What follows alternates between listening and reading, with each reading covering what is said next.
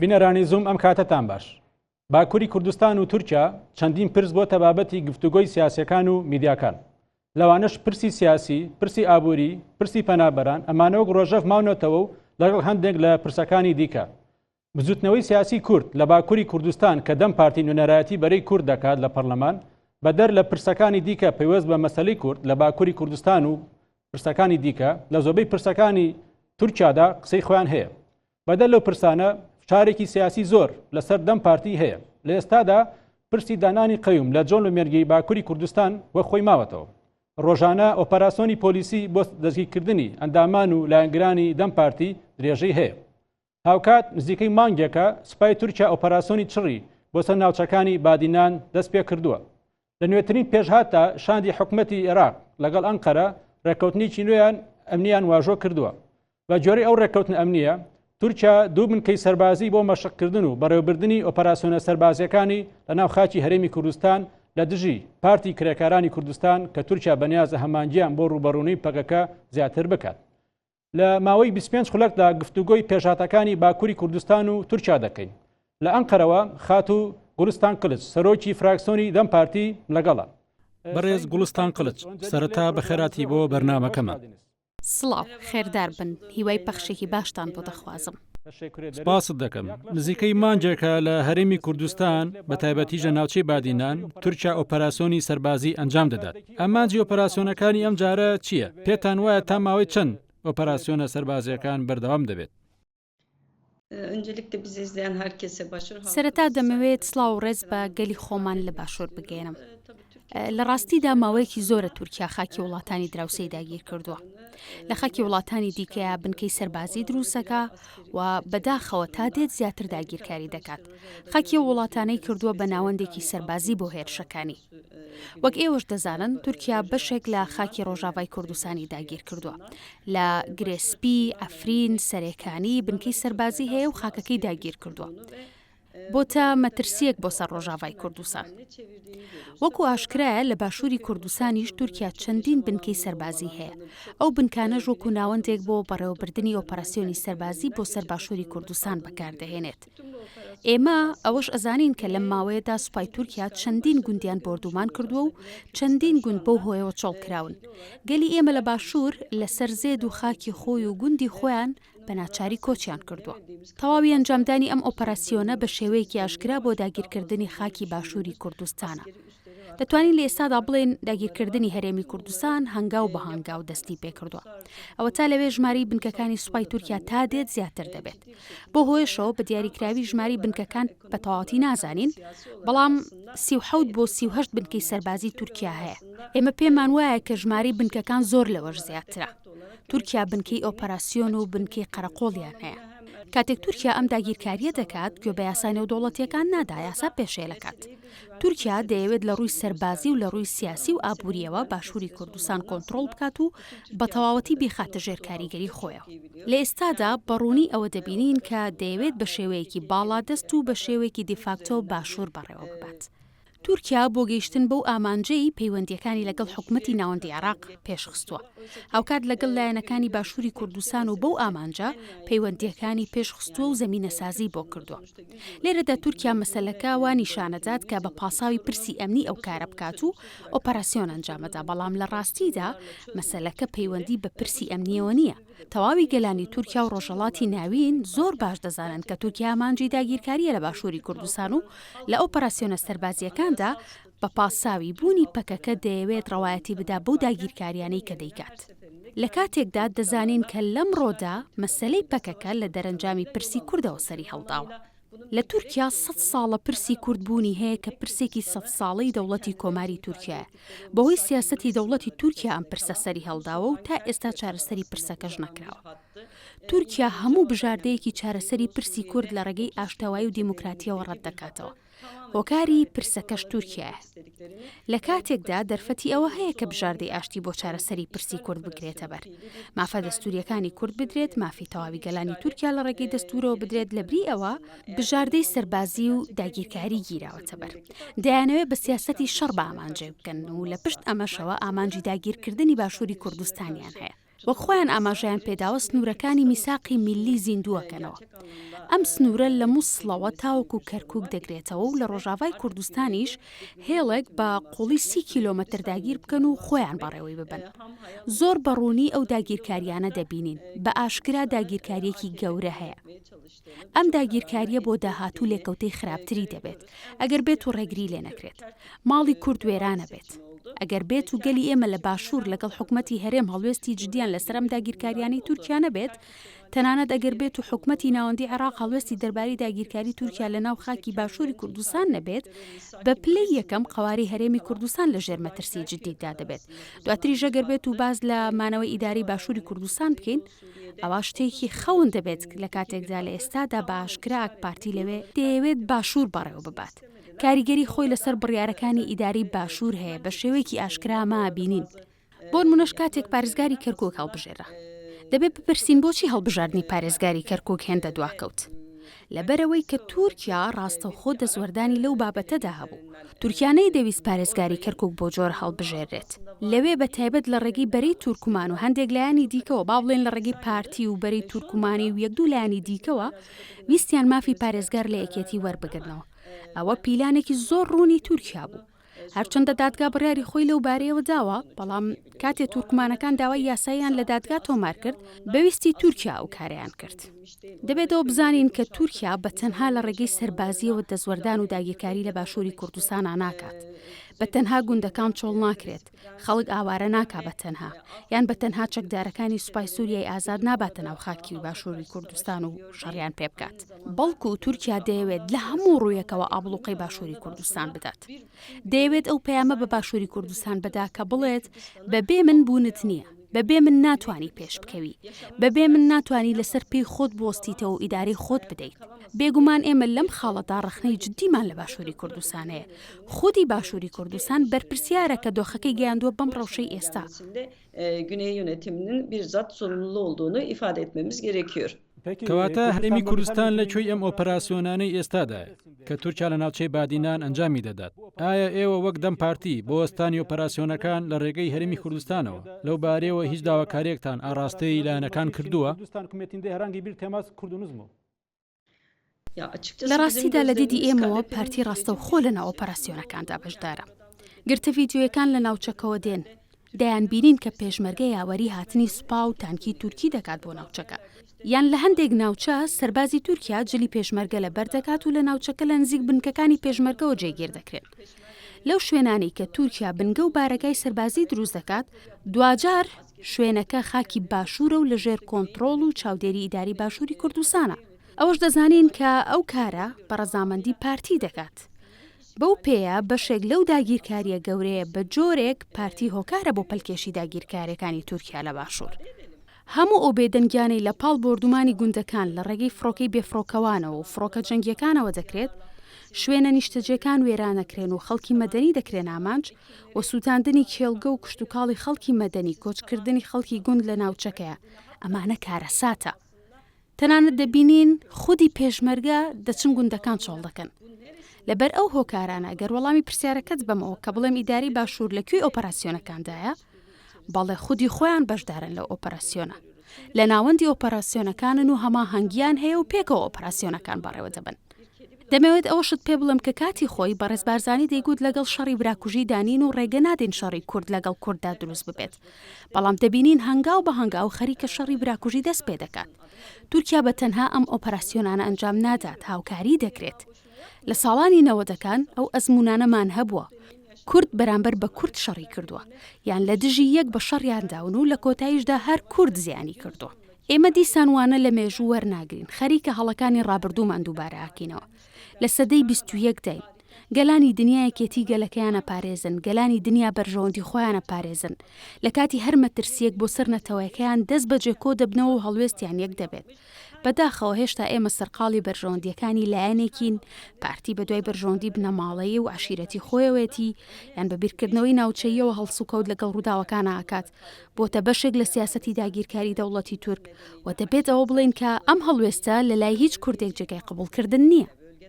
پێویستە پارتی ئەرکی سەرشانی بە جۆرێکی دیکە بێت. بۆ نمونە بانگەوازی ئاشتەوایی بۆ تورکیا بکات، داوا بکات لە تورکیا کە پرسی کورد بە ڕێگەی دیموکراتی و ئاشتیەوە چارەسەر بکرێت. ڕۆڵی خۆی بۆ ئاڕاستەیە بگەڕێت بۆ وەستاندنی ئەو خوێنەی کە بە دەستی تورکیا خەریکە دەڕێژرێت. بانگەواز بکات بۆ وەستاندنی خوێن ڕشتن. دەبێت لەم ڕۆدا پارتی پردی ئاشتەوایی بنیاد بێت. ئیداری باشووری کوردستان و پارتی پێویستە نێوەندگیری بۆ ئاشتەوایی بکەن، نەوەک ببنە بەشێک لە سیاسەتی شەڕ. بەداخەوە دەبینین کە بوونەتە بەشێک لەو سیاسەتەی ئاکپارتی. ئاکپارتی چی بڵێت ئەوان جێبەجێ دەکەن. بە تەواوەتی بێدەنگن لە بەرامبەر سیاسەتی داگیرکاری ئاکپارتی لە باشووری کوردستان. دەبینین کە پەکەکە وەکو هۆکارێک بۆ پاساوەکانیان بۆ داگیرکاری ناو دەبن. لە کاتێکدا پەکەکە لە دەرەنجامی پرسی کورد سەری هەڵداوە. لێرەدا واقعێک هەیە، ئەویش بوونی پرسی کووردە. ئەم پرسە بەتەنها لە باکووری کوردستان و تورکیا بوونی نییە. لە سووریا و لە ڕۆژاوای کوردستانیش بوونی هەیە. لە ئێرانیش پرسی کورد بوونی هەیە. ڕۆژانە هاوڵاتی کورد لە سێدارە دەدرێت. لەم ڕۆدا لە چوارپارچەی کوردستان تاکە بەشێک کە وەکو دەستکەوت دەبینرێت قەواری باشووری کوردستانە. بۆیە دەبێت باشووری کوردستان تەواوی دەستکەوتەکانی لە پێناو بەرژەوەندی پارچەکانی دیکەی کوردستاندا بێت. لەم ڕۆدا ئەگەر قەوارەیەکی پێشکەوت و بۆ کورد، ئەگەر بەڕێوەبەری خۆسەری بێت، ئەگەر لەم ڕۆدا لە باشوور ئیدارەیەکی فیدراڵی هەبێت، ئەوە پێویستە دەستی هاوکاری بۆ چارەسەرکردنی پرسی کورد لە پارچەکانی دیکەی کوردستاندا درێژ بکات. خەبات و ڕێککەوتن بۆ بەرژەوەندی کوردەکانی پارچەکانی دیکە بکات و لەو ڕۆوە بەرپرسیارەتی خۆی هەبێت. بەڵام بە پێچەوانەوە دەبینین بەداخەوە ڕێککەوتن ناکەن بۆ ئاشتەواییەک، بەڵکو تینێک بە شەڕ دەدەن و هەڵوێستیان لەگەڵ تورکیایە کە شەڕ و داگیرکاری و ئۆپەراسیۆن بۆ سەرخاکی باشوور ئەنجام دەدات. ئەمە شۆکارێکە بۆ لێککەوتنەوەی ئازاری زۆر، خوێن ڕشتنی زۆر و کۆچی خەڵکی مەدەنی لە ناوچەکەیە. کاتێک سەیری هەموو ئەمانە ئاکەین، لێرەدا ناکرێ باسی هەڵوێستی نیشتیمان پەروەری و نەتەوایەتی پارتی بکەین. بەداخەوە دەسەڵاتی پارتی دەبینین کە ئەرکە نەتەوایەتیەکەی بەجێ ناهێنێت، بەرژەوەندی پارتەکەی خۆی و عشیرەتەکەی لە پێش چاوەگرێت. ئەم هەڵوێستە جێگەی قبولکردن نییە لە لای هیچ کوردێک و هیچ نیشتیمان پەروەرێک. پارتی لە ڕوانگە نیشتیمانیەکەیەوە ئەرکی خۆی بەجێ ناهێنێت. لەم ڕۆدا لە هەر پارتێکی سیاسی بین، لە هەر وڵات و پارچەیەکی کوردستان بژین، وەکو گەل بژاردەی سەرەکی ئێمە بۆ پاراستنی دەستکەوتەکانمان و گەیشتن بە مافەکانمانە. لە وڵاتی تێدا دەژین بە شێوەیەکی یەکسان و ئازاد وەکو مرۆڤ بژین. بۆ ئەومە بەستەش پێویستە هەمومان پێکەوە خەبات بکەین، پاڵپشتی دەستکەوت و مافەکانمان بین. mücadele etmemiz gerekiyor. بێگومان ئێوە وەک سەرۆکی فراکسیۆنی دەم پارتی ئاگادارن مانگی پێشوو شاندێکی دەم پارتی سەردانی باشووری کوردستانیان کرد. ئاماژ لەو سەردانە بۆ کۆدەنگیەک بوو بۆ وەستانی ئۆپەراسیۆنە سەربازیەکان. ئەنجامی سەردانی شاندەکە چی بوو؟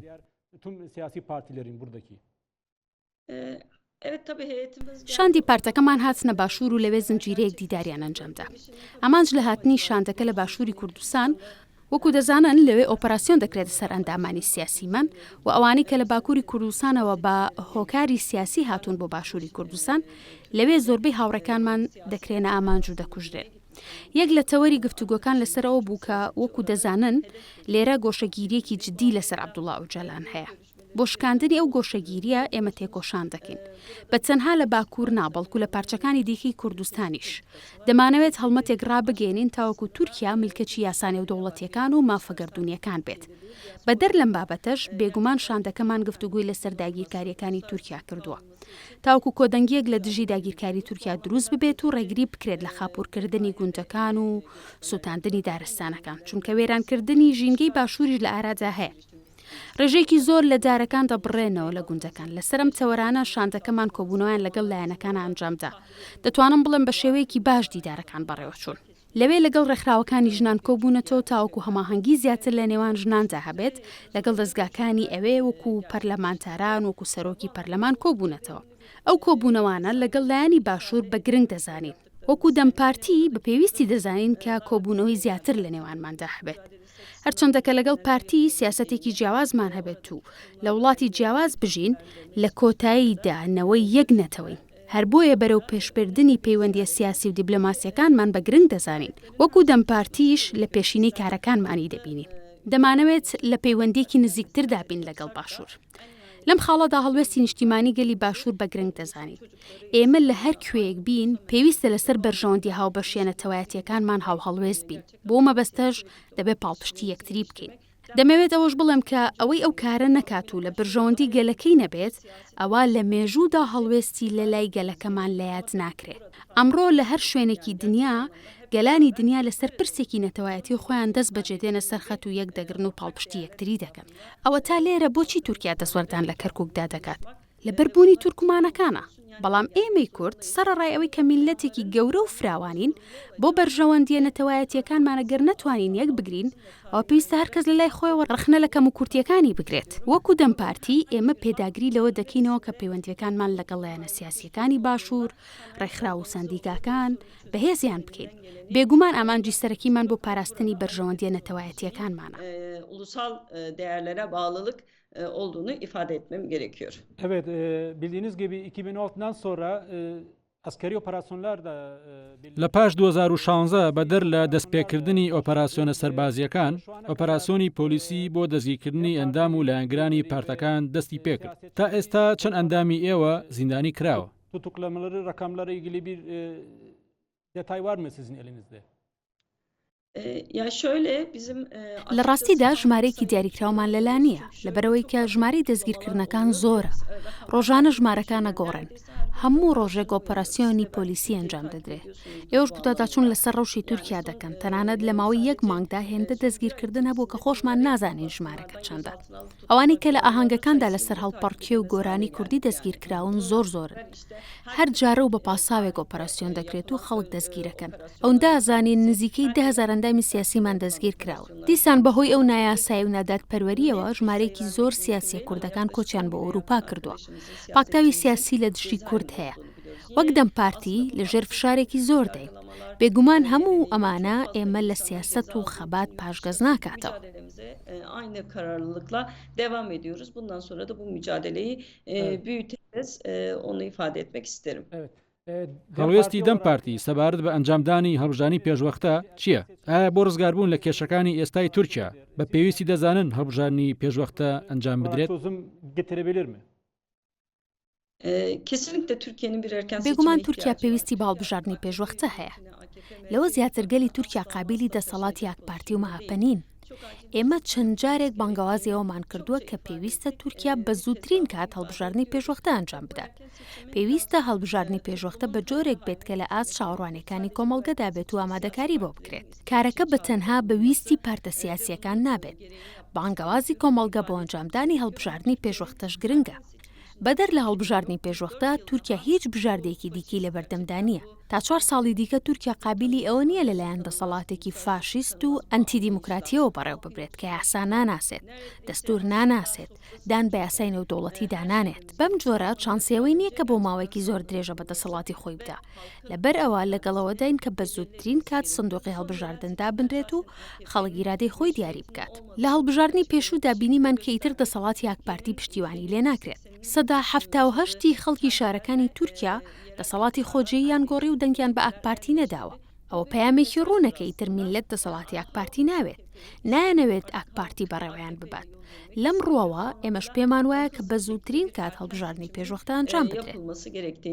Biz de düşünüyoruz. Evet, daha önce DEM Parti, CHP ile farklı zamanlarda görüşmeleri... لە ڕابردوودا لە سەروبەندی هەڵبژاردنەکاندا دەم پارتی کۆبوونەوەی لەگەڵ جهپ ئەنجامداوە و پەیوەندی نێوان ئێوە و جهپ لە چه ئاستێکدایە؟ Siyasi ilişkileri ne durumda? Yani ilişkileriniz var mı yoksa hangi düzeyinde var? Tabii hem Cumhuriyet Halk Partisi ile hem de birçok siyasi partiyle ilişkiler. بێگومان لەگەڵ جەهەپۆ و زۆربەی پارتە سیاسیەکان پەیوەندێکی باشمان هەیە. ناو بەناو کۆبوونەوە ئەنجامەدەین. ئێمە لە پاش کۆنگرەی جەهەپا سەردانمان کردن، دواتر ئەوانیش سەردانی ئێمەیان کردەوە. لە کاتی هەر ڕووداوێکدا سەرۆکەکانی ئێمە پەیوەندی بە سەرۆکی جەهەپەوەکەن و ئاڵوگۆڕی بیرروڕا لەسەر پرسەکان دەکەن. لە پەرلەمان سەرۆکی فراکسیۆنەکانمان بیرروڕا لەگەڵ یەکتریدا دەگۆڕنەوە. لە چوارچێوەی هەڵوێستی ئۆپۆزیسیۆن چاوپێکەوتن ئەنجام دەدەین. پەیوەندیەکانمان بە تەنها لەگەڵ جەهەپەدا نییە، لەگەڵ پارتە سیاسیەکانی دیکەشدا بەردەوامە. Var. Sadece tabii Cumhuriyet Halk Partisi ile değil, diğer siyasi partilerle de var. Bu anlamıyla bir sorun yok. Peki önümüzdeki seçim CHP ile bir seçim ittifakı... لەبژانی ئایندەدا ئەگەری ڕێکەوتن لەگەڵ جهپدا هەیە بۆ ڕوخاندنی ئاک پارتیە یاخود بۆ برنەوەی بەرەی ئۆپۆزیسیۆنە.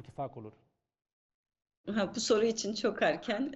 هێشتا زۆر بە وەڵامدانەوەی ئەو پرسیارە موێت ئەو بڵم کە ئەگەر لە تورکیا بڕیاری ئەنجامدانی هەڵبژاردننی پێشوەختە بدرێت ئەنجومەنی پارتەکەمان بڕیار لەسەرەوە دەدەن کە چۆن و بە چ سیاسەتێک بەشداری لە هەڵبژاردندا بکەن لێسادا من ئەگەر ڕای خۆم بڵێم کارێکی دروست نابێت بەڵام متوانم بڵێم کە پێویستە ڕژێمی ئێستای تورکیا بگۆڕێت و دەسەڵاتێکی دیموکراتی بۆ بنیادنانی دەوڵەتێکی کۆماری دیموکراتی بێتە ئاراوە ئێمە ئەو کادوەک و دەمپارتی ئامادەین بۆ هەموو جۆرە گفتوگۆیەک لەسەر هەڵبژاردن و بژاردەکانی بەردەممان پێش هەموو شتێک لەگەڵەوە داین کە ئەم ڕژێمە فاشیستە بگۆڕێت بەدەر لە بەرژەوەندی پارتەکەمان بەرژەوەندی تەواوی تورکیا لە بەرچاو دەگرین بێگومان دەشبێت کە بەرژەوەندی گەلی کورتیایدا پارێزراو بێت tabii ki tartışmalarımızı yürüteceğiz.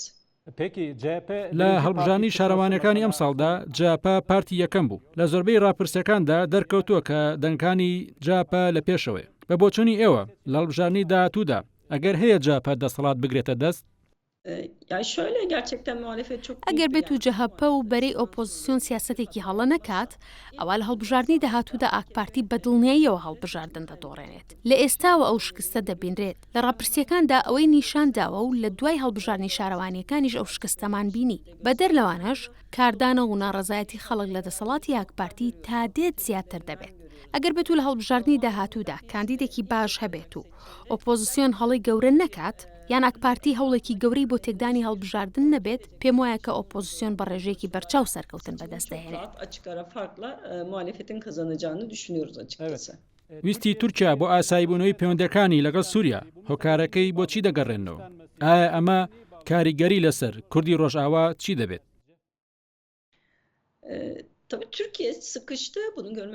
تورکیا لە چەند ڕوویەکە تووشی شکست بۆتەوە لە ڕووی سیاسیەوە لە ڕووی ئابووریەوە لە ڕووی دیبلۆماسیەوە لە هەموو شوێنێک بۆتە بەشێک لە ئۆپەراسیۆنە سەربازیەکان و سیاسەتی شەڕ تورکیا لە سیاسەتی سووریادا شکستی هێنا پێشتر دەیانگوت لە شام نوێژ دەکەین هانی شەڕیان لە دژی بەشار ئەسەد دەدا دواتر ڕوبەڕووی شکست بوونەوە بە جۆرێک کە نەتوانن لە هاوکێشەکە بێنە جەرەوە پرسەکە لێرەدا زۆر گەورەیە ئامانجە گەورەکەی تورکیا لە ئاساییبوونەوەی پەیوەندیەکانی لەگەڵ سووریا بۆ ئەوەیە کە کورد لە ڕۆژاوا بە قەوارەیەکی سیاسی نەگات کاتێنەی توانی ئەسەد بڕوخێنێ ئێستا بە پێچەوانەوە مامەڵاکەن ئەسەد لەسەر دەسەڵات ماوەتەوە بۆ یەگوتیان ئەم جارە پەیوەندیەکان لەگەڵ ئەسەد ئاسایی دەکەینەوە تاوەکو ڕێگری بکەین لەوەی کە وەکو باشوور لە ڕۆژاوای کوردستانیش کورد قەواری خۆی نەبێت دەستکەوتێکیان نەبێت ئێستا دەستی هاوکاری بۆ سووریا درێژ دەکەن بیرمان نەچێت تورکیا لە پشت کۆبوونەوەکانی جنێفەوە بوو تاکو لە دژی دەستکەوتەکانی کورد لە سووریا بدات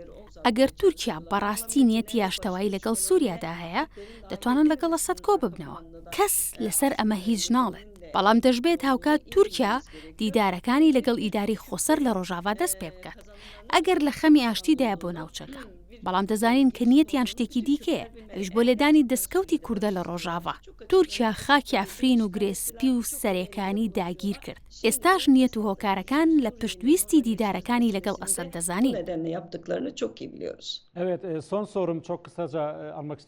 لەبارەی پرسی پەنابەران لە تورکیا بۆ چوونی فەرمی پارتەکەی ئێوە چییە؟ Öncelikle şunu söyleyelim, mülteci sorunu پرسی پەنابەران دەرەنجامێکە پرسە سەرەکیەکە بوونی شەڕە خودی سیاسەتی شەڕە تورکیا ئاگری شەڕی سووریای خۆش کرد بۆیە لەمڕۆدا پرسی پەنابەرانی ڕوبەڕوو بۆتەوە ئەمە تاوانی پەنابەران نییە هیچ کەسێک خوازیار نییە کە لە زێتی خۆی بێتە دەرێ و ببێتە پەنابەر لە وڵاتێکی دیکە تۆمەتبارکردنی پەنابەران جێگای قبولکردن نییە وەکو دەمپارتی ئەمە ڕەتەکەینەوە چارەسەری ئەوەش ئاشتیەکی هەتاسەریە لە سووریا دواتریش با بەویستی خۆیان بڕۆنەوە بۆ وڵاتەکەیان نابێت بە زۆر بیان نێتەوە هۆکارێکی هەڵەیە